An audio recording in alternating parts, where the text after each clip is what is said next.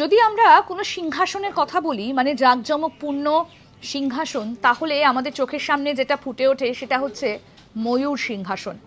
মানে মুঘল আমলে শাহজাহানের সেই ময়ূর সিংহাসন। যদিও ময়ূর সিংহাসন এখন আর ভারতে নেই, কিন্তু ময়ূর সিংহাসন সম্পর্কে আমরা সবাই জানি, নক্ষত্র খচিত, নানা মূল্যবান ধাতু দিয়ে গড়া। কিন্তু বলতে পারেন যে পৃথিবীর প্রথম সিংহাসন কোনটা এবং সেটা কত খ্রিস্টাব্দে তৈরি হয়েছিল বা কবে তৈরি হয়েছিল? আসুন সেই বিষয়ে বলি। পৃথিবীর সবথেকে প্রাচীনতম সিংহাসন হচ্ছে নসোসের দেওয়ালের মধ্যে তৈরি করা হয়েছিল। সময়টা আনুমানিক 1800 খ্রিস্টপূর্বাব্দ, অর্থাৎ যীশু খ্রিস্টের জন্মের 1800 বছর আগে এই সিংহাসনটা তৈরি করা হয়েছিল। আর এটাই সবথেকে জাঁকজমকপূর্ণ সিংহাসন কিনা বলা যায় না, তবে প্রথম সিংহাসন। নসোসের দেওয়ালের মধ্যে তৈরি করা হয়েছিল এই সিংহাসনটা। আর জাঁকজমকপূর্ণ সিংহাসন বললে তো ময়ূর সিংহাসনের কথা সবার আগে চোখের সামনে ভেসে ওঠে। এরকম আরও অনেক অজানা আপডেট পেতে দেখতে থাকুন আজ তাক বাংলার ইউটিউব চ্যানেল।